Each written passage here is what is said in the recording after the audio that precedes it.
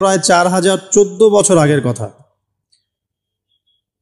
একটা চমৎকার সভ্যতা ছিল, ঐতিহাসিক সভ্যতা, তার নাম ছিল ব্যাবিলন। এটা ইরাকে ছিল, সেখানে বাবেল নামে একটা শহর ছিল।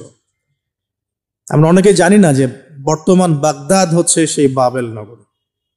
বর্তমান বাগদাদ হচ্ছে সেই বাবেল নগরী। আর বাবেল সম্পর্কে আল কোরআনে কিন্তু আয়াত আছে। আল কোরআন এমন একটা কিতাব, বিস্ময়কর কিতাব, যেখানে সবকিছুই নাজিল করা হয়েছে। তো আল্লাহ পাক সূরা কাহফে তো বলেছেন, ওয়ালাকাদ সাররাফনা ফি হাযাল কুরআন লিন-নাসি মিন কুল্লি মাসাল। আমি এই কোরআনে মানব জাতির জন্য প্রত্যেকটা বিষয়কেই ব্যাখ্যা করেছি। ওয়া নাযালনা আলাইকাল কিতাবা তিবয়ানান লিকুল্লি শাই। হে নবী, আমি আপনার প্রতি এমন একটা কিতাব নাজিল করেছি যেটা তিবয়ানান লিকুল্লি শাই, প্রত্যেকটা বিষয়কে ব্যাখ্যা করে।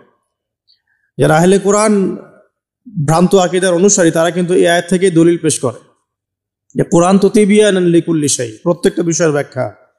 তার নতুন করে হাদিসের কি প্রয়োজন আছে? এটা আমাদের আলোচনার টপিক না, আমরা ওদিকে যাচ্ছি না। তো আল্লাহ পাক কোরআনে কিন্তু বাবেল নগরীর কথা বলেছেন। সূরাতুল বাকারার 101-2 আয়াতগুলোতে আছে। এই বাবেল নগরী তৎকালীন সময়ে জাদুবিদ্যার একটা আকড়া ছিল আর কি।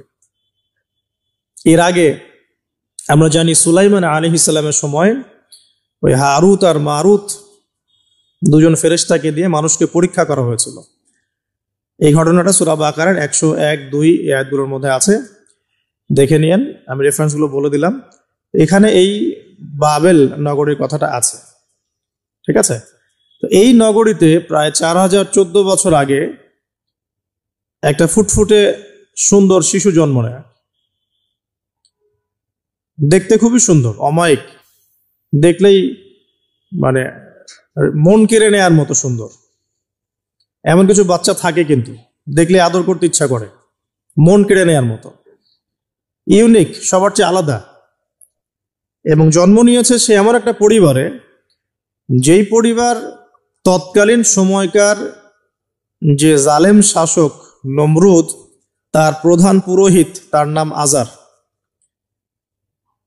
তৎকালীন বাবেলের শাসনকর্তার নাম হচ্ছে নমরুদ এবং তার প্রধান পুরোহিতের নাম আজার। তার ঘরেই জন্ম নিয়েছেন এই তাওহীদের শেকর ইব্রাহিম আলাইহিস সালাম।